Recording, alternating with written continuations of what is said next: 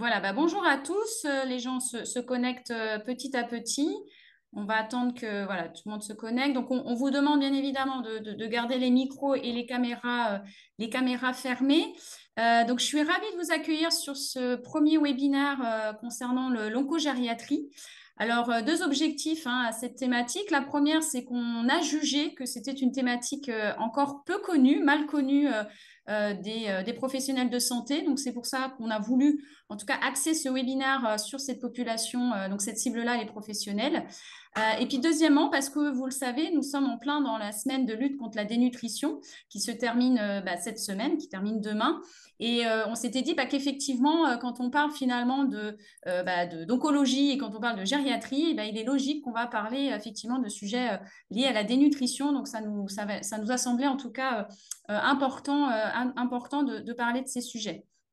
Alors, peut-être juste avant qu'on commence sur cette thématique, rapidement, peut-être que certains d'entre vous qui sont ici ne connaissent pas du coup le Gérontopôle Aura. Juste un petit mot sur Gérontopôle. Donc, en fait, on est un centre de ressources, d'expertise basé donc à Saint-Étienne, mais bien sûr avec une envergure complètement Auvergne-Rhône-Alpes. On accompagne alors sur trois volets, hein. Un premier volet qui est effectivement un volet très recherche. On accompagne du coup avec nos expertises au sein de Aura, que ce soit au niveau des CHU, des universités, mais également des centres de recherche que compose notre belle région Auvergne-Rhône-Alpes. On travaille sur plusieurs projets de recherche hein, sur différentes thématiques, que ce soit l'habitat, que ce soit sur la mobilité, la prévention, le parcours de soins, les questions éthiques également.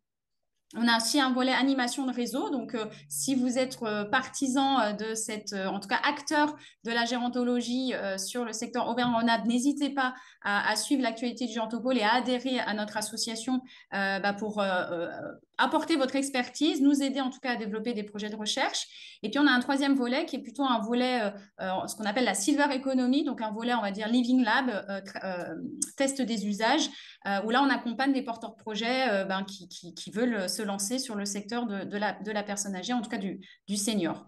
Voilà pour une présentation rapide. Donc, on va avoir deux webinaires. Vous êtes sur la première partie du webinaire aujourd'hui, sur donc, le webinaire vraiment avec un focus médical. Donc avec un regard croisé, et je laisserai du coup le docteur Manière et le docteur Chenelière de se présenter. Donc vraiment un focus médical. On a voulu avoir un regard très croisé sur à la fois l'oncogériatrie sur le volet plutôt hospitalier, et puis ensuite ce volet effectivement oncogériatrie, mais plutôt avec le regard du médecin en EHPAD, pour lequel c'est un sujet effectivement de plus en plus fréquent, puisque l'oncologie, ça touche effectivement de plus en plus des personnes âgées et âgés au sens large du terme. Demain, vous aurez accès du coup à la deuxième partie du webinaire si vous êtes inscrit, qui aura plutôt vocation de parler finalement de nutrition, mais également d'activité physique. Donc, on abordera pas du tout ces sujets-là, en tout cas très rapidement, mais ce ne sera pas la vocation de ce webinaire. Donc, je vais laisser priorité aux femmes, Dr Chanelaire de se présenter, puis je laisserai le Dr Manière se présenter, puis on pourra commencer le webinaire. Bonjour à tous, moi je suis le docteur Chenelière, je travaille au CHU de Saint-Étienne dans le service de gérontologie clinique du professeur Célarié. J'ai une activité d'oncogériatrie, mais aussi d'équipe mobile et d'hôpital de jour de rééducation. Et je partage mon temps entre ces trois activités. Docteur Manière. Moi, je suis médecin gériatre de formation. Je travaille depuis 20 ans en EHPAD et exclusivement en EHPAD, initialement au CHU et puis maintenant dans le privé à but non lucratif, le privé mutualiste. Juste pour préciser que j'ai un statut un peu particulier, je pense trop rare, de médecin coordonnateur de l'établissement où je travaille, mais aussi de médecin traitant des résidents. C'est une double casquette que je trouve assez merveilleuse à plusieurs égards, mais qui expliquera certaines des choses que je vais dire hein, et sur lesquelles on échangera. Voilà, donc juste dans l'organisation de ce webinaire, donc on va vraiment dérouler tout le webinaire qui va durer à peu près une quarantaine de minutes avec donc du coup l'intervention des deux médecins. Utilisez bien évidemment le chat pour pouvoir poser vos questions qu'on gardera du coup à la fin de ce webinaire pour que voilà, on n'interfère pas pendant le déroulé de la présentation. Donc utilisez bien le chat pour poser vos questions et puis on prendra le temps à la fin pour une vingtaine de minutes également pour répondre à tout ça.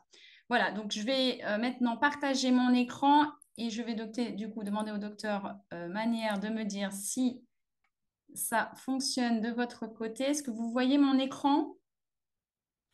Je vois bien votre écran. C'est parfait. Donc je passe rapidement les messages que je vous ai passés. Je laisse du coup docteur Chanelière parler de la suite. Alors, l'oncogériatrie, c'est une spécialité qui est quand même relativement nouvelle. C'est un concept de prise en charge du patient âgé atteint de cancer. On va prendre autant en compte l'état de santé, le cancer, et on va considérer, comme on fait souvent d'ailleurs en gériatrie, comme un tout. C'est basé sur les mêmes principes, les traitements, que chez les patients plus jeunes, et on utilise les mêmes données, en sachant que quand même, grâce au développement de l'oncogériatrie, on a de plus en plus d'études faites un peu plus ciblées sur les sujets âgés. Et on a des outils qui sont plus spécifiques, mais qui sont spécifiques à la gériatrie en général et pas spécialement à l'oncogériatrie. Un message important à faire passer, il n'y a pas d'âge pour se faire soigner. On a 60% des cancers qui touchent les plus de 70 ans et on a de plus en plus de traitements adaptés qui peuvent être proposés, mais là encore avec une prise en charge spécifique, avec l'aide des gériatres pour évaluer le patient de façon globale, faire des propositions de soins de support et adapter éventuellement les soins oncologiques pour les patients les plus fragiles. Dépistage, à quel âge et jusqu'à quand? En fait, la politique de dépistage en France s'arrête à 75 ans. Les dépistages de masse s'arrêtent à 75 ans. Les patients âgés sont donc exclus de ces dépistages parce qu'ils ne rentrent pas dans les critères HAS des dépistages. Par contre, rien n'empêche un patient de plus de 75 ans d'avoir un dépistage individuel ciblé par leur médecin traitant ou le médecin spécialiste qui les suit, par exemple dans les formes familiales de cancer du côlon où il y a des coloscopies qui sont poursuivies malgré l'avance en âge. Et il ne faut surtout pas hésiter à en parler à son médecin traitant. Quels cancers peuvent bénéficier du dépistage? Alors, c'est un peu une lapalissade, mais bien sûr, le cancer du sein avec en plus le dépistage de masse jusqu'à 74 ans et ensuite l'autopalpation, voire la palpation mammaire par le médecin généraliste. C'est un cancer qui, en plus, a de plus en plus de thérapeutiques qui sont bien tolérées et derrière, il y a un intérêt thérapeutique à faire ce dépistage. Cancer du côlon et du rectum, là aussi, c'est pareil, dépistage de masse après 75 ans qui n'existe plus. Mais par contre, il faut toujours être vigilant sur les alternances diarrhée-constipation parce qu'on sait très bien que les troubles du transit chez les sujets âgés sont parfois minimisés en disant c'est l'âge. Voilà, donc ça, il faut quand même y penser. L'anémie et l'amaigrissement peuvent aussi être un signe d'appel. Un toucher rectal par le généraliste peut être recommandé une fois par an. Je ne suis pas sûre que nos patients âgés acceptent ça. Et là encore, on ne parle plus de dépistage de masse parce que autant une mammographie, ça peut se faire relativement aisément, on ne va pas imposer une coloscopie à un patient dont on sait qu'il ne pourra pas bénéficier d'un traitement par la suite. Cancer de prostate, deuxième cause de décès chez l'homme par cancer. Il n'y a pas du tout de dépistage organisé, là encore, mais même les dosages de PSA ne sont pas recommandés dans le dépistage. Il faut quand même prendre en compte, là encore, l'état général, les possibilités de traitement avant d'envisager les biopsies de prostate qui peuvent être invasives, qui peuvent avoir des conséquences, et surtout si le patient ne veut pas de traitement spécifique derrière. Mais une surveillance, là encore, par le généraliste ou le médecin coordonnateur peut être importante. Qu'est-ce qu'un oncogériatre? Alors, c'est juste un gériatre qui a une petite formation en oncologie, radiothérapie. On a des connaissances de base, mais en aucun cas, c'est un gériatre qui est à la fois oncologue. Alors, il y en a certains qui ont la double formation, ce qui n'est pas mon cas, mais la plupart, c'est soit un gériatre qui a des bases en oncologie, soit un oncologue qui a suivi une formation de base en gériatrie. Alors, je dis oncologue, mais ça peut être un radiothérapeute, ça peut être un spécialiste d'organes, ça peut être un chirurgien qui qui ont fait cette formation supplémentaire en gériatrie. Mais quoi qu'il arrive, moi, je ne suis pas oncologue et le spécialiste n'est pas gériatre, mais au moins, on a des connaissances de base sur la spécialité de l'autre et ça peut aider. Et l'important, c'est vraiment la discussion entre les différentes spécialités. Voilà. Il y a la plateforme ressources Aura, dont vous avez le lien sur le diaporama, qui permet en fait d'avoir toutes les ressources, alors sur l'oncologie en général, mais à l'intérieur de cette ressource, vous avez la ressource en oncogériatrie qui peut vous permettre de trouver soit un oncologue avec sa formation de gériatrie, soit un gériatre avec sa formation, et de pouvoir adresser les patients à ces spécialistes donc c'est assez simple, il suffit de mettre la ville et ce qu'on recherche, plutôt le côté oncologie, plutôt le côté gériatrie, et ça permet de trouver les ressources en ligne. Donc, la deuxième ressource possible, donc nous avons la chance d'avoir Marion Poulet-Carrel qui est ici présente, qui va nous parler du coup de l'OcoGIR. Donc, je vous laisse prendre la main, Marion, et de présenter du coup votre structure. Merci, bonjour à tous. Je vais vous faire un petit point sur les UCOG et plus spécifiquement l'UCOGIR que je représente aujourd'hui. Donc, je fais partie de l'UCOGIR Aura Ouest Guyane. On est une équipe de 3 avec 2 médecins coordonnateurs, un gériatre qui est le docteur Gilles Albrand et une oncologue médicale qui est le docteur Terret, qui exercent respectivement sur les hospices civils de Lyon et sur le centre Léon Bérard. Et moi-même qui du coup suis chargée de mission, donc je suis sur la partie coordination administrative.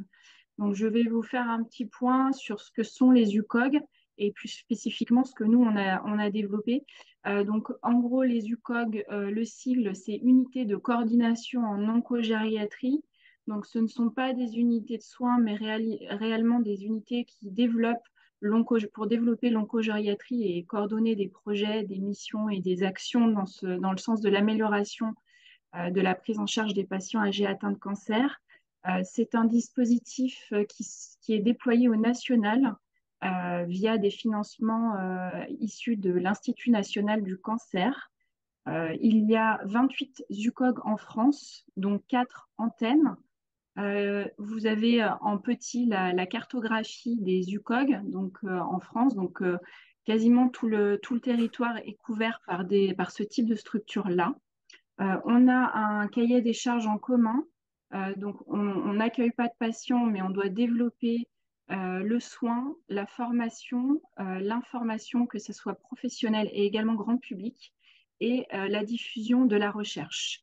On collabore au niveau institutionnel avec la DGOS et avec l'Institut national du cancer, qui est notre tutelle, et également en région avec les ARS et les DSRC, qui sont donc les dispositifs spécifiques régionaux en cancérologie, comme le dispositif OncoAura. En Auvergne-Rhône-Alpes, il y a 4 dispositifs pour couvrir la région.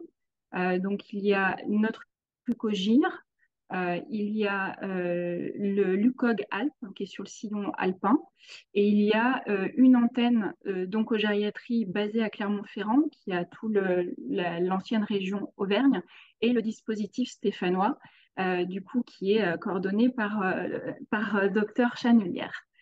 Au niveau de l'UCOGIR, donc nous, on a un territoire d'action qui s'étend sur toute la partie ouest de la région Aura, d'où notre nom. On a en tant que UCOGIR une partie interrégionale, ce qui différencie les UCOG des UCOGIR. Voilà pourquoi le IR. Et au niveau de nos actions, donc au niveau du soin, ça a été le maillage du territoire avec la formation et l'identification des ressources en oncogériatrie, notamment via la construction d'un annuaire, mais aussi en faisant le tour de tous les établissements, les 3C, etc., voir un peu toutes les ressources médecins, soignants qu'il y avait en oncogériatrie. On développe également de la formation professionnelle. On a également mis en place des appels à projets pour aider et soutenir le développement de consultations en oncogériatrie.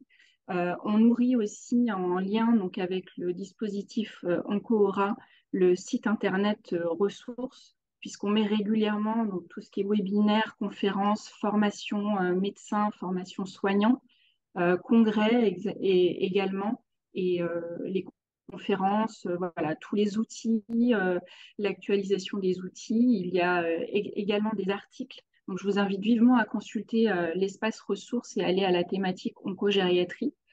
Et si vous avez également des choses à diffuser, voilà, ne pas hésiter à nous solliciter pour qu'on relaye les informations entre professionnels. Donc l'espace ressources, et comme le disait Anne-Françoise Chanelière, vous avez l'annuaire qui est bien conçu et qui permet de voir en local quelles sont les équipes ressources. Et puis sur la partie campagne grand public, comme le disait Anne-Françoise Chanelière, il n'y a pas d'âge pour se faire soigner du cancer. On a aussi beaucoup développé cette partie-là en faisant des conférences, des interventions en salon, toutes auprès du grand public pour sensibiliser à l'intérêt du diagnostic précoce. On relaye aussi les outils tels que le G8, tels que des livrets aussi pour améliorer la prise en charge au niveau de l'alimentation, de l'activité physique. Et puis, on promeut aussi les essais cliniques quand il y en a, pour qu'il y ait plus d'inclusion et pour informer les établissements qui souhaitent inclure des patients. Voilà. Je vous invite, si vous avez des questions complémentaires, il y a mon adresse mail. Voilà, donc si vous avez des questions supplémentaires ou si vous voulez que je vous inclue aussi dans mes listings, puisque je diffuse régulièrement tout ce qui est information en région et même au niveau national, au niveau des congrès. Voilà, merci. Merci Marion. Merci.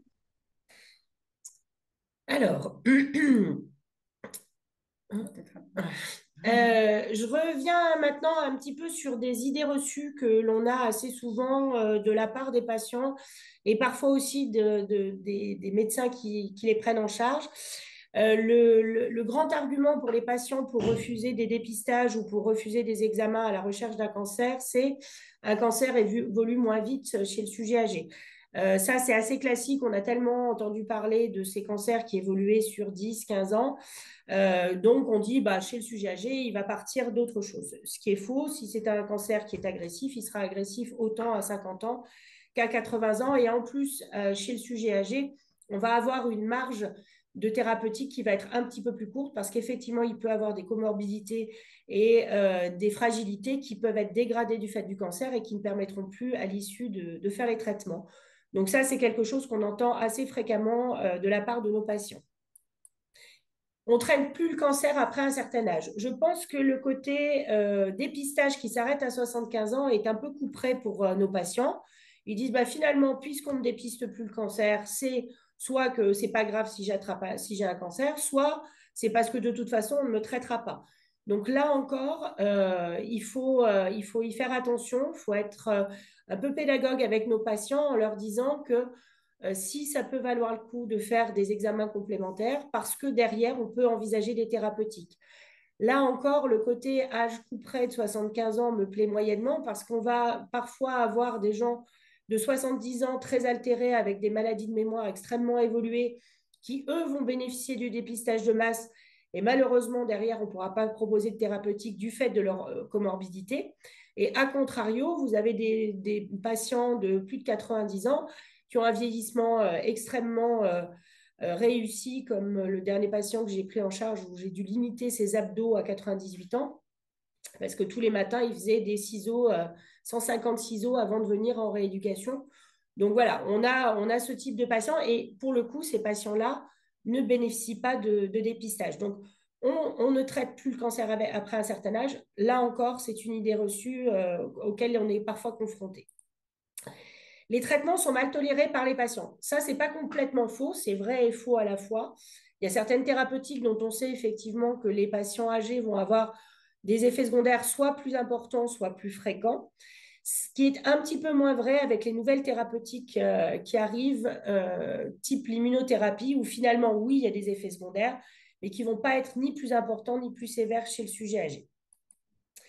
Et il n'y a pas de progrès dans les traitements. Là encore, c'est faux. Ça fait maintenant 15 ans que je fais ça.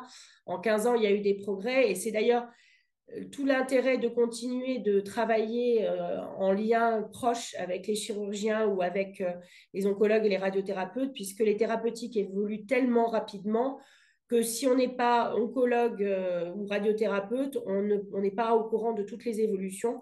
Et du coup, voilà, il faut vraiment que ce soit un travail de collaboration pour que nous, on soit un peu au fait des nouvelles thérapeutiques et que l'on puisse juger de la possibilité chez nos patients, parce que là encore, et d'où l'intérêt de l'évaluation gériatrique chez les patients atteints de cancer, c'est que lorsqu'on nous demande une évaluation oncogériatrique pour un cancer, mais qu'on ne nous dit pas quel type de traitement on envisage, notre conclusion ne peut pas être la même. On ne va pas conclure de la même façon entre une hormonothérapie orale et une radiochimiothérapie concomitante. Donc, on a besoin aussi du spécialiste qui nous dise, voilà ce qu'on envisage, est-ce que ça paraît envisageable pour ce patient?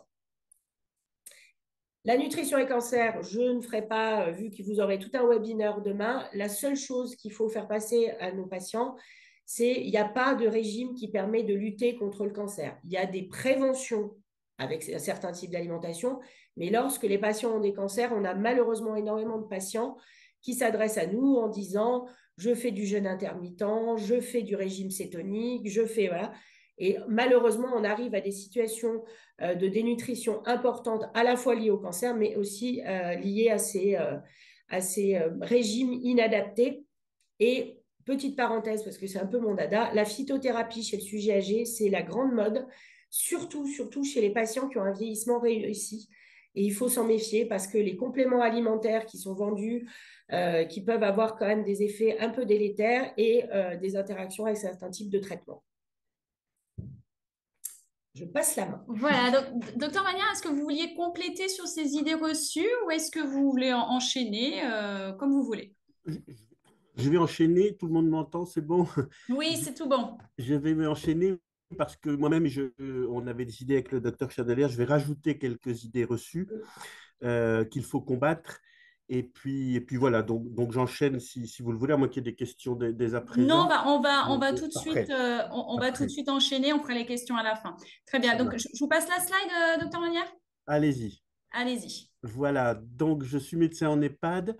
Il m'a semblé important de faire un rappel ou peut-être de montrer, d'apprendre à certains d'entre vous qui connaissent mal le monde des EHPAD ce dont il s'agit. Alors rassurez-vous, je vais pas l'évoquer pendant des heures. Je sais que sur le grand nombre que vous êtes aujourd'hui, certains maîtrisent parfaitement tout ça, mais pour d'autres, les EHPAD sont peut-être des entités qui connaissent plus mal. Alors, il y a en France 7500 EHPAD, ça représente quand même 600 000 Français qui vivent dans ce type d'établissement. En moyenne, il y a 85 résidences, ce qui ne veut rien dire puisque la courbe de Gauss est très étale et qu'il y a des petits et des EHPAD géants. La durée moyenne de séjour est de 3 ans et demi, même réflexion, hein, tout ça est, est gaussien, donc il y a des personnes qui meurent le lendemain de l'entrée malheureusement, et puis il y en a qui vivent 20 ans. Dans tous les EHPAD de France, il y a à peu près un quart des résidents qui décèdent chaque année, qui sont remplacés. Hein, c'est retrouvé à peu près partout. L'âge moyen, il augmente un peu. Je dis un peu parce que depuis 20 ans que je fais de l'EHPAD, depuis 30 ans que je fais de la gériatrie, on dit toujours en chaque année, ils sont de plus en plus vieux, chaque année, ils sont de plus en plus dépendants. C'est pas tout à fait faux, mais c'est pas tout à fait vrai non plus. Hein, donc l'âge moyen augmente modérément et même la dépendance a augmenté ces dernières décennies, mais pas de manière aussi spectaculaire qu'on l'entend dire souvent. Ce qu'on entend aussi, c'est qu'il y a un taux d'encadrement, un nombre de soignants qui est largement insuffisant, ça c'est bien probable, mais les vieux comme moi regardent aussi quelquefois dans le rétroviseur et évidemment, il n'y a jamais autant eu de personnel dans les EHPAD pour s'occuper des résidents. Voilà, alors il faut que ça augmente, mais ça a beaucoup augmenté pourvu que ça continue. Sur le slide suivant, je vous ai mis un extrait de mon évaluation pathos. Alors, en établissement, on évalue le pathos, c'est-à-dire la charge en soins médico-techniques, hein, en soins de médecins, d'infirmiers, de biologie, de kiné, etc. L'évaluation AGIR évalue la dépendance, le pathos évalue les maladies. Vous voyez que dans tous les EHPAD, là c'est pareil, ce sont mes chiffres, mais c'est tout à fait égal hein, dans tous les établissements. La pathologie qui domine et celle qui implique le plus souvent l'institutionnalisation, c'est les maladies d'Alzheimer et maladies apparentées, hein, les troubles neurocognitifs comme on dit maintenant, avec un des corollaires qui est peut-être moins connu, c'est que la plupart de ces personnes ont des troubles du comportement, quelquefois mineurs, quelquefois même de l'apathie, ce qui est quelque chose qui n'est pas très chronophage en termes de soins, mais voilà, plus des 2 tiers des résidents dans un EHPAD ont des soucis de déambulation, d'agitation, d'hallucination, etc. Sur le slide suivant, je vous parle du métier de coordinateur. Alors, les décrets, on va vite passer. Je vous ai listé ensuite les missions. Il y a en fait maintenant 16 missions. Il est évidemment pas utile de, enfin, la plupart d'entre vous connaissent ça. Peut-être pour ce qui se rapproche de la gériatrie et de l'oncogériatrie, souligner quelques éléments, quelques-unes de ces missions. C'est la formation des professionnels. Donc, on a pour mission, lorsqu'on est médecin coordonnateur, on n'est pas d'apprendre un minimum de choses gérontologiques. Les trucs classiques, c'est évidemment la dénutrition, c'est évidemment la désadaptation posturale et le syndrome post-chute pour que chaque personne, jour et nuit, remette debout la personne et contribue à ce qu'elle ne perde pas trop son indépendance motrice. Enfin voilà, il y a des dizaines et des dizaines de petites choses, dont aussi quelques notions de cancérologie. Sur le slide suivant, parmi les nombreuses missions aussi, je pense qu'on peut évoquer celle de conventionnement avec des hôpitaux, avec des équipes mobiles, la constitution d'un réseau. Moi, j'ai de la chance de travailler dans une ville. Hein, je travaille à Dijon, où il y a un CHU, où il y a une équipe mobile de gériatrie, où il y a de l'oncogériatrie. Donc ça, je mesure bien ma chance parce que c'est pas partout pareil avec les coins les plus reculés. Mais évidemment qu'on a des conventions avec l'unité mobile de soins palliatifs, avec des collègues oncogériatres. Alors, si ce n'est des conventions, comme je suis un ancien du FU, j'ai des relations, mais c'est vraiment important. Et puis peut-être l'autre mission qui peut nous permettre de rejoindre ce dont on parle aujourd'hui, c'est l'évaluation gériatrique d'entrée. Alors c'est compliqué, on ne va pas s'étendre dessus, car il faut bien comprendre que dans la majeure partie des EHPAD, les personnes gardent leur médecin traitant, mais le MEDCO a pour mission quand même de faire un débrouillage clinique plus ou moins paraclinique à l'entrée de chaque résident et d'orienter son confrère vers des prises en charge adaptées, de conseiller avec diplomatie. Je l'évoque ici parce qu'il n'est pas, c'est pas quotidien, mais il n'est pas rare de cette évaluation globale gériatrique, eh bien, on trouve un élément potentiellement oncologique et qu'on est voilà, à orienter. Ensuite, l'exemple typique qu'on a en EHPAD, c'est la boule dans le sein. Hein, ça, c'est le classique. C'est peut-être un des éléments les plus fréquents dans le cadre de la prise en charge au grand âge. Hein. Enfin, le plus fréquent, voilà, qui va orienter vers une prise en charge en cours, ou en tout cas commencer à orienter. Voilà, les MEDCO, bah, il y en a 5500 en France pour tous les EHPAD qu'on évoquait. Il faut savoir que les médecins coordonnateurs, il n'y en a que dans 70% des EHPAD. Et puis, donc, voilà, il y en a où il n'y a pas de cette coordination gérontologique. Et puis, le poste, vous l'avez peut-être entendu parler, est en pleine discussion, hein, jusqu'où on va permettre à l'avenir aux coordonnateurs d'être aussi prescripteurs, voire d'être médecins salariés, d'être médecins traitants des personnes hébergées. En reprenant cette fameuse évaluation pathos en EHPAD, je me suis aperçu avec stupéfaction que les cancers concernent 24% des résidents d'EHPAD. Alors, entendons-nous bien, ça comprend les antécédents. Hein, lorsque je rentre toutes les données médicales d'un résident sur le logiciel, je rentre aussi le cancer du côlon de 2004 et voilà, hein, mais un quart des résidents en EHPAD a eu affaire il y a quelques années, voire décennies, a affaire ou a affaire avec quelque chose de néoplasique ou de paranéoplasique, enfin voilà, qui tourne autour de l'onco. Donc c'est quand même, hein, ça accrédite ce que disait le docteur Chenelière tout à l'heure, qui est cette grande fréquence des pathologies cancéreuses chez les plus âgés.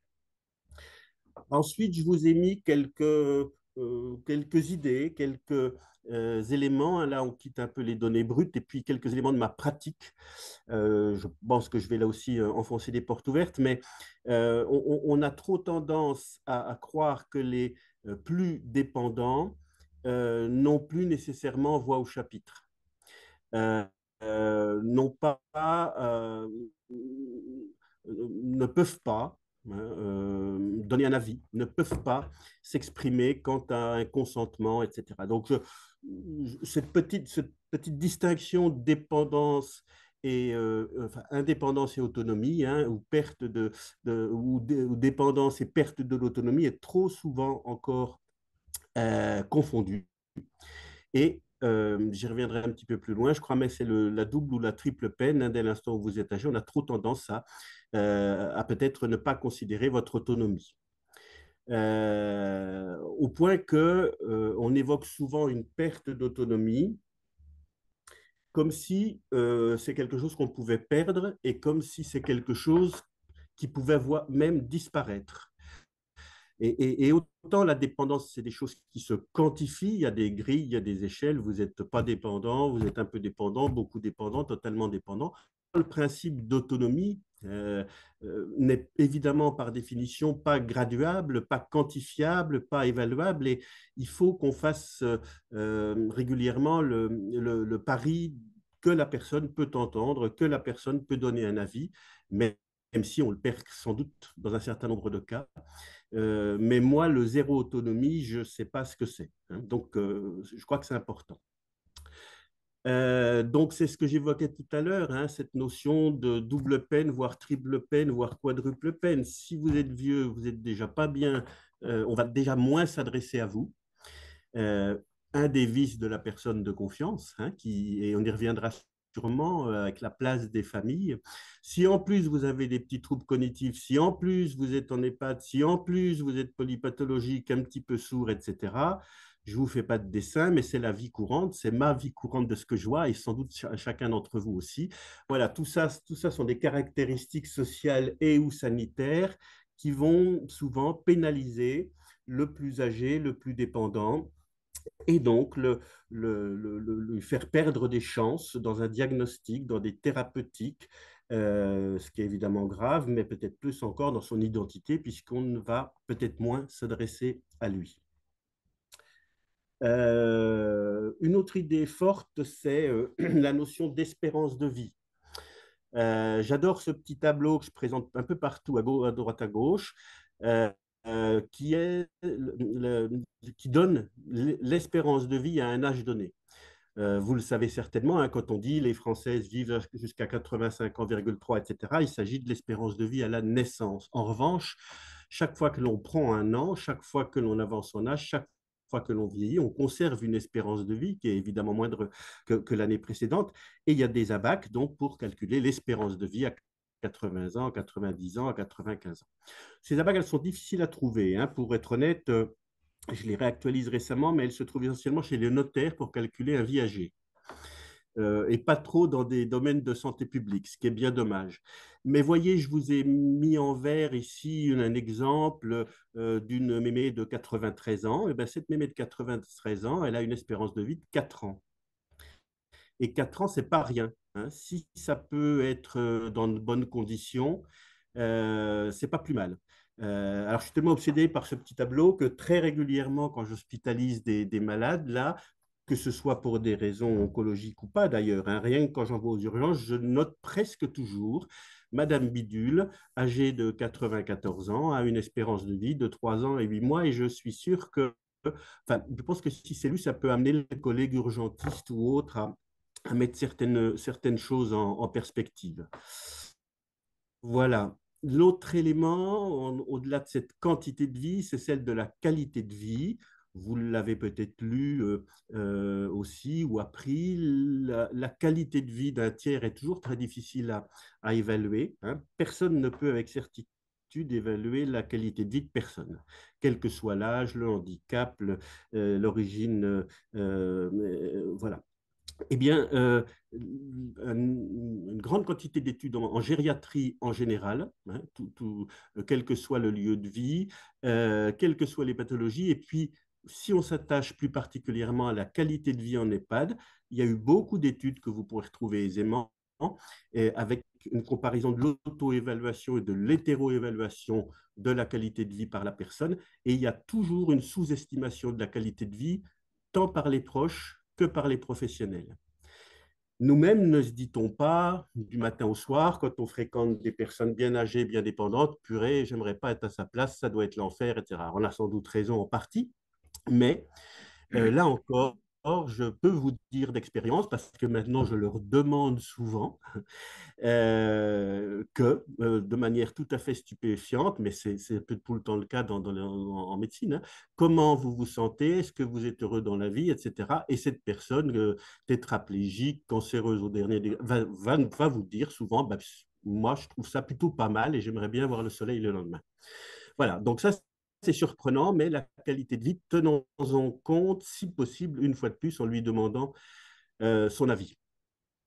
Et puis, dernière chose, je crois, je fais partie de ceux qui aiment bien connaître le diagnostic, même quand c'est fichu. Alors, pas tout le temps, évidemment. Dans la majeure partie des cas, quand on voit qu'une personne a une espérance de vie brève, a une qualité de vie médiocre, est polypathologique, très dépendante, on ne va pas multiplier de manière indue les investigations, évidemment, hein. Et il y a un tri à faire, à réfléchir en tout cas. Mais quelquefois, on est à peu près convaincu qu'il y a quelque chose de pas chouette. Et moi, j'aime bien savoir si c'est plutôt un côlon ou une prostate. J'aime bien savoir ce que c'est parce que ça va m'aider dans la prise en charge palliative. Donc, méfions-nous de l'étiquette, hein. En médecine, on a appris à faire des diagnostics et on a peut-être trop souvent envie de tout étiqueter. Il y a des fois où ça ne vaut pas le coup, mais il y a des fois où ce néo qui vient de quelque part, j'aimerais bien savoir où il est parce que la prise en charge palliative ne sera pas nécessairement la même. Est-ce qu'il va y avoir probablement une occlusion? Est-ce qu'il va y avoir... Et je crois que c'est important, si la personne le supporte et si elle le veut, d'orienter un petit peu les choses avec cette fameuse étiquette qui peut peut-être nous permettre de garantir une qualité de fin de vie. Mais chaque cas, évidemment, très, très particulier. Voilà, c'était les quelques éléments que j'avais envie d'évoquer sur l'accompagnement des personnes en EHPAD et plus particulièrement en oncologie.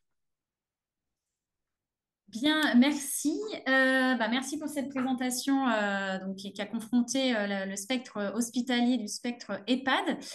Donc, n'hésitez pas à poser vos questions. Je vois que pour l'instant, il n'y a pas de questions dans le chat. Moi, du coup, je vais en profiter en attendant que les personnes postent leurs questions. Moi, j'avais une question pour chacun d'entre vous. Du coup, docteur Chanelière, donc là, je prêche pour ma paroisse puisque passionnée de nutrition. Est-ce que vous avez un regard critique sur l'état nutritionnel des gens qui arrivent dans vos services d'oncogériatrie? Est-ce que c'est des personnes qui ont un état nutritionnel souvent complexe? Vous parliez des idées reçues. Dans quel état ces gens arrivent chez vous au moment où ils viennent vous consulter? Alors, ça va être très variable d'abord en fonction des cancers, parce qu'il y a des cancers dont on sait qu'ils vont entraîner une dénutrition qui va être assez rapide. Donc, on va avoir des patients avec des états nutritionnels de façon très altérée. Et c'est d'ailleurs un des facteurs sur lesquels on joue le plus parce que c'est un des facteurs de bonne tolérance de certaines thérapeutiques. Donc, la nutrition est vraiment au premier plan. Vous avez aussi beaucoup de gens, malheureusement, en surpoids, à qui on dit « Oh, bah, vous avez perdu 10 kilos, bah, c'est merveilleux ».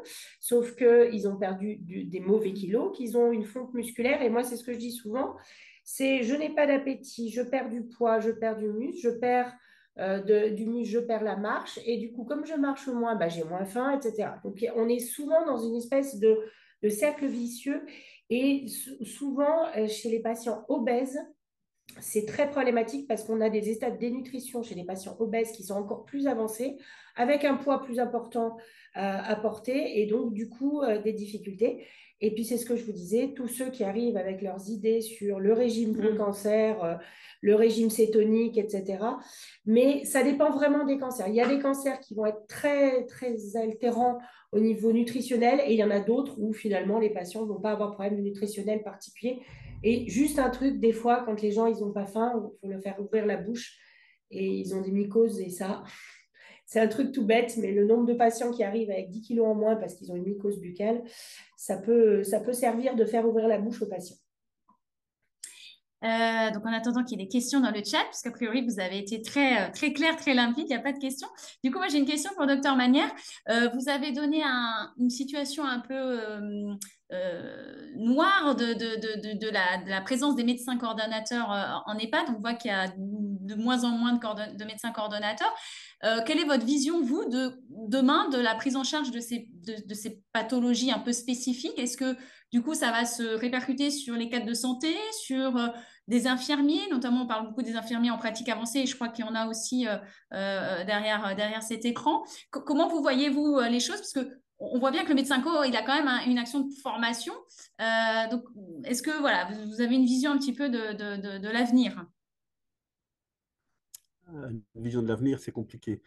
Comme je l'évoquais, c'est en train de bouger au niveau national, au niveau des ARS, pour peut-être la compensation qui est la plus urgente, c'est de faire en sorte que les résidents d'EHPAD aient un meilleur suivi médical, au sens large du terme, et donc qu'ils puissent avoir accès à un médecin assez tous et assez vite. Et ça, c'est de moins en moins le cas et c'est la faute de personne, mais les médecins traitants ont de moins en moins de temps à consacrer au domicile en général et à l'EHPAD en particulier. Donc ça, c'est une grosse problématique.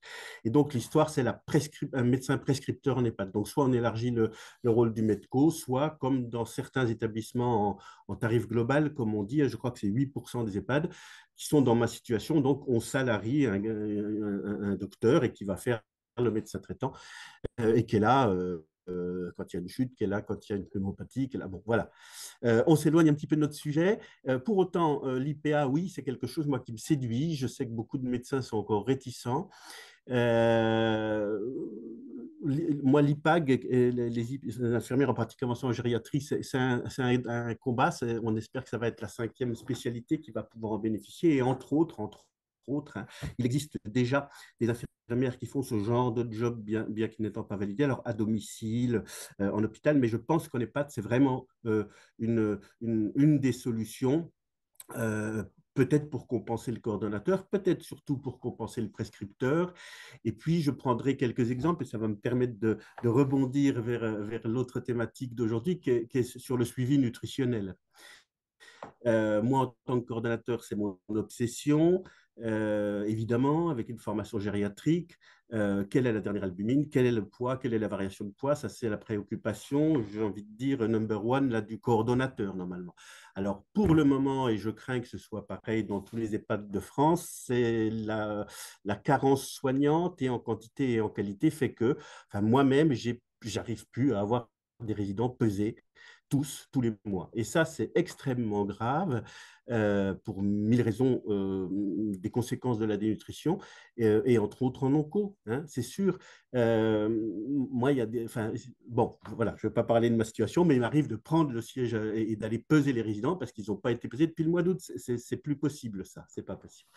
Alors, je reviens à ce que vous disiez avant, parce que vous avez posé la question au docteur Chalier et pas à moi, mais ça concernait la dénutrition. Donc, l'état nutritionnel, alors en consultation, le docteur Chanelier l'a dit, en EHPAD, ce que je peux dire aussi, ça va contribuer à faire un peu d'EHPAD hunching hein, pour m'améliorer la vision que l'on a des EHPAD, c'est que la plupart des gens qui entrent en EHPAD prennent du poids. Dans les 2 tiers des cas à peu près. Hein. Donc ça, c'est le grand classique, d'où l'importance de les peser et de faire des albumines de temps en temps. Parce que la plupart du temps, soit ils viennent de l'hôpital et on sait qu'on se dénutrit à l'hôpital, parce qu'on a une maladie, parce que, pour plein de raisons, ou alors c'est des gens qui viennent du domicile et qui mangeaient un peu n'importe quoi, un peu n'importe quand. Donc traditionnellement, l'état nutritionnel des nouveaux résidents s'améliore. Euh, L'autre élément de l'état nutritionnel, c'est la notion de suivi. Si si on pèse les gens régulièrement, ça permet de se dire, tiens, il y a un truc. C'est vraiment fréquent, moi, que je dis, tiens, il a perdu 1 kilo, bon, on attend le mois prochain, tiens, il a perdu 3 kilos. Et alors que la personne est asymptomatique, hein, la personne âgée mélange souvent des tas de symptômes, c'est compliqué, mais une perte de poids et ou une petite diminution de l'albumine, il y a un truc. Évidemment, hein, ça tous les médecins le savent, peut-être les gériatres en particulier. Et ce truc, il est assez régulièrement néoplasique parce que voilà, c'est la petite tumeur qu'on ne voit pas, c'est le petit truc. Et voilà, d'où l'importance du suivi du poids aussi. Alors, il y a le troisième indicateur très, très bête, très simple, hein, c'est l'Edson qui dit, ah bah, il mange moins, il mange plus. Ces trois trucs-là, évidemment, c'est le réflexe. Il y a quelque chose d'inflammatoire là-dessous, en dehors de la mycose ou de la dépression, comme on le disait, hein, qui sont les deux premières causes. Mais voilà, on voit ce lien entre le cancer anorexigène et puis la perte de poids qui favorise probablement le développement d'un cancer en plus pour des raisons, enfin je ne sais pas, je ne suis pas sûr de moi, mais c'est bien possible, mais en tout cas qui grève le pronostic, qui peut être une alarme diagnostique. Donc l'état nutritionnel, c'est vraiment la clé. Puis dernier petit élément aussi, c'est que chacun sait sans doute que l'état nutritionnel est un marqueur pronosticant aussi. Et en tout cas, pour moi, c'est un critère de choix. Et je pense que pour le docteur Chenelier aussi, il y a un monde entre le PP qu'on reçoit en consultation, donc aux gériatries, voilà, avec une petite perte de poids, puis celui où on arrive avec quelqu'un de cachectique parce qu'il y a une dénutrition profonde qui est liée à ce cancer qui n'a pas été mis en évidence. Moi, je sais que je me sers extrêmement de l'albumine quand je prends une décision de soins palliatifs, quelle que soit la pathologie, hein. Alors, voilà, ce n'est pas un critère qui suffit en soi, mais on voit bien que là, j'ai un monsieur, bah, c'est encore de l'onco, ça aurait pu ne pas être le cas, mais il a une albumine à 16 avec un cancer du poumon, on va forcément pas aller aussi loin. Donc, il voit ma collègue onco prochainement, mais voilà, je pense qu'il avait une albumine à 25 il y a 2 mois, et puis voilà.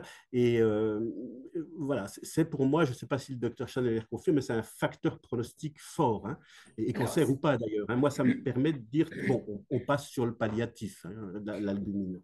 clairement, c'est un facteur pronostic, mais il y a quand même certains cancers où ça peut aussi avoir un intérêt. Alors, pas avec une albumine à 16, hein, plus quand on est sur des scores un peu moindres, où il va y avoir parfois un intérêt à prendre le temps de faire une préhabilitation. C'est-à-dire que on a des patients qui vont être dénutris, qui vont être affaiblis, qui vont avoir une fonte musculaire, etc. Et si on prend le temps parfois de faire une préhabilitation, c'est-à-dire de travailler sur la marche, travailler sur la renutrition, ça permet du coup de rendre tolérable des traitements qui ne l'étaient pas vu l'état du patient. Et ça, c'est quelque chose sur lequel beaucoup de mes collègues travaillent et qui sont intéressants. C'est-à-dire parfois, il vaut mieux décaler d'un mois le début du traitement et que le patient arrive dans un état nutritionnel correct, un état physique correct, pour pouvoir justement supporter mieux le traitement. Et puis après, bah, il y a toute la prise en charge nutritionnelle et autres, les soins de support pendant les traitements. Mais parfois, ça peut valoir le coup de décaler un petit peu le début du traitement pour faire de la préhabilitation. Du coup, on a une question dans le chat qui est pour vous, docteur Manière. Dans le pathos, fait-on un regard spécifique de la dysphagie dans la généralité de la dénutrition? Alors, j'ai lu la question et Ah, malheureusement, ça doit être moi, hein, je la comprends pas bien. Donc, dans Pathos, oui, on cote la dénutrition dans l'évaluation Pathos, et puis on cote aussi sous l'appellation syndrome digestif haut, tout ce qui est dysphagique, cancer de l'œsophage, en fait, tout ce qui peut, sténose, tout ce qui peut expliquer la dénutrition. Voilà, c'est ces deux items qui se cotent. Euh, et d'ailleurs, j'imagine qu'il y a aussi l'état bucco-dentaire. Quand on se parle de dysphagie, finalement, il y a la sphère ORL, enfin pharynx, larynx, mais il y a aussi, j'imagine, toute la sphère bucco-dentaire ou pas du tout? Dans l'item syndrome digestifo, on peut mettre l'état bucco-dentaire, mais il est plus important de dire, comme vous le sous-entendez, que c'est une des causes majeures de Mm. dénutrition, hein, la langue, les dents, etc., la déglutition, bien sûr. Donc, c'est pareil, ça fait partie du boulot du coordonnateur, de l'infirmière coordonnatrice, etc., de faire le tour de tout ça, sachant qu'il est compliqué en établissement. Il est toujours compliqué de déplacer des personnes âgées. Pour ce qui est de l'odonto, c'est encore plus complexe, bien sûr, hein, quand on a des gens largement handicapés. Alors, c'est pareil quand quand on est en ville, quand on a des réseaux. Moi, je sais qu'au CHU, j'en vois même des personnes jeunes, hein, tétraplégiques ou des grands vieillards. Ils peuvent faire des examens dans des conditions assez bonnes, hein, au niveau odontologique. Là, voilà, mais c'est compliqué chez la personne âgée. Du coup, moi, j'avais une question en attendant de voir s'il y en a d'autres et on conclura. Docteur Chanelière, est-ce qu'en service d'oncogériatrie, il y a des profils de cancer et des tranches, enfin, des segments d'âge, enfin, féminin ou masculin qui arrivent? Est-ce que, par exemple, vous constatez qu'il y en a de plus en plus pour certains types de cancers chez certaines populations, plus masculines que féminines? Est-ce que vous avez vu un changement ces derniers temps, ces dernières années? Alors déjà, on n'a pas de service d'oncogériatrie, Oui. malheureusement, mais c'est juste Voilà, dans c'est votre juste, service, voilà. Il y a beaucoup. Enfin, nous, on est 2 oncogériatres sur le site de Saint-Étienne. Il y a le docteur de la Vigerie et moi. Et un peu par le biais du hasard, on fait un peu une spécialité. Moi, je fais beaucoup de tout ce qui est digestif, dermato, uro et un peu de cyto. Et elle fait un peu plus de CMF, d'hémato, de choses comme ça. Ce que je constate, c'est pas tellement qu'il y a plus de cancers, mais qu'il y a plus de thérapeutiques proposées. Et de ce fait, comme il y a plus de thérapeutiques de proposées, on va voir plus de patients. Auparavant, vous aviez un cancer du poumon métastatique, on ne proposait rien, et maintenant, dans certains cas, vous avez l'immunothérapie. Les mélanomes métastatiques, on ne faisait rien parce que c'était des chimios extrêmement lourdes, peu efficaces et très mal tolérées. Maintenant, on en voit énormément parce qu'on a l'immunothérapie qui est arrivée, qui est très efficace et qui a des effets secondaires, mais qui ne sont pas si importants que ça. Et donc, en fait, c'est pas... Alors, je sais que la fréquence des cancers du poumon chez la femme est en train de reprendre un peu le dessus, mais voilà, je n'ai pas l'impression qu'il y a une incidence plus importante, c'est qu'on a une population qui est vieillie et on sait que le cancer arrive plus fréquemment chez le sujet âgé. Et puis surtout, c'est qu'on a des thérapeutiques nouvelles qui sont arrivées qui font qu'on va aller voir plus de patients avec des cancers parce que derrière, il y a un intérêt thérapeutique. Ouais. Très bien. Donc, une nouvelle question qui vient d'arriver. Bonjour, que pouvez-vous nous dire sur l'accès aux soins oncologiques de support pour la population générale âgée? Alors, moi, personnellement, je travaille sur le CHU de Saint-Étienne et il y a un service, l'ICHUS, c'est le service de cancérologie, qui a un soin de support intégré à sa prise en charge, où vous allez avoir diététicienne, assistante sociale, médecin de la douleur, il y a acupuncteur, ostéopathe, psychiatre, psychologue, enfin voilà, il y a un panel de soins de support et mes collègues vont voir aussi bien des patients âgés que des patients plus jeunes. Et il y a d'autres structures sur Saint-Étienne où aussi ils ont ces soins de support. La prise en charge en soins de support est peut-être même plus souvent proposée aux sujets âgés, puisque aussi polypathologique et parce que d'autres besoins en termes d'aide ou d'accompagnement. Donc, les patients âgés y ont accès, en tout cas sur Saint-Étienne. Parfait. On va attendre encore quelques secondes de voir s'il y a d'autres questions. En tout cas, moi, ce que je vois aussi, hein, ce que vous avez montré, docteur Manière, sur les 24 ou 26% de personnes âgées qui ont eu finalement un cancer dans leur vie au moment où ils rentrent en EHPAD, questionne aussi sur du coup les risques nutritionnels qu'il y a pu y avoir du coup pendant et les idées reçues qu'ils ont pu aussi avoir et la difficulté parfois de re-rentrer dans une alimentation dite plaisir où finalement on leur laisse manger un peu ce qu'ils veulent. Quand ils arrivent en EHPAD, on est moins voilà, dans cette stratégie. En gériatrie en général, on est moins, voilà. Ça c'est sûr. Exactement. En gériatrie, c'est ce que disait le docteur Mania tout à l'heure. En gériatrie, quelle qu'elle soit, on privilégie la qualité de vie. Si la qualité de vie pour une diabétique, c'est de manger son gâteau avec ses enfants le dimanche, elle mangera son gâteau le dimanche avec ses enfants.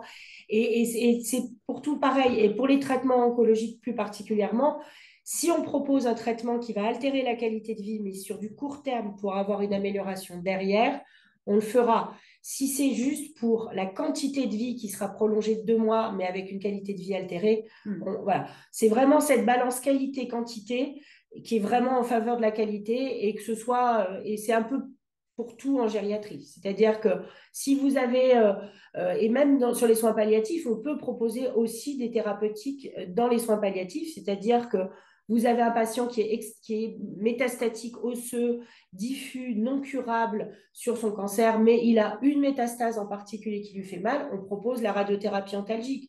Vous avez un cancer de vessie qui saigne, on peut proposer de la radiothérapie hémostatique. Donc, même si on est sur du palliatif, on a encore des thérapeutiques ciblées. Et là encore, on est sur la qualité de vie. Et, comme disait le docteur Manière aussi tout à l'heure, sur le choix du patient. Parce qu'il y a des patients qui disent allez-y, je veux. Et puis, il y a des patients qui disent je veux pas. Et des femmes en particulier, sous prétexte qu'elles ont 85 ans, on leur dit on va vous couper un sein et de toute façon, vous n'en avez plus besoin. Et c'est pas forcément, non. Il y a des femmes qui veulent mourir avec leurs 2 seins à elles et qui ne veulent pas avoir de mastectomie. Et on s'adapte à la patiente. Bien, on va clôturer sur cette belle phrase, sur cette belle conclusion. Donc, vous aurez accès au webinaire dans quelques jours via notre site internet. Donc, si vous allez sur le site internet du Gérontopole-Aura, vous verrez dans Actualité, vous avez un petit onglet qui s'appelle Chaîne YouTube. Si vous cliquez dessus, vous aurez accès notamment à ce replay, mais également à tous les autres replays des webinaires passés. Donc, n'hésitez pas à aller sur notre site internet. Suivez notre actualité sur les réseaux sociaux aussi, puisqu'on est là aussi pour transmettre de l'information de ce que font aussi nos acteurs sur le territoire. Donc, n'hésitez pas à suivre notre page LinkedIn et également notre page Twitter X, je ne sais plus comment on appelle ça. Voilà, donc en tout cas, merci de votre présence. J'espère que voilà, ça vous a répondu en tout cas à vos interrogations ou en tout cas conforté dans les messages que vous faites passer auprès de vos patients. On vous remercie. Pour ceux qui sont là demain, je vous dis à demain pour la suite de cette histoire autour de la nutrition et de l'activité physique. Je vous souhaite une bonne fin de journée et je vous dis à très bientôt. Merci à tous. Au revoir. Au revoir. Merci. Au revoir, merci. Au revoir. Au revoir.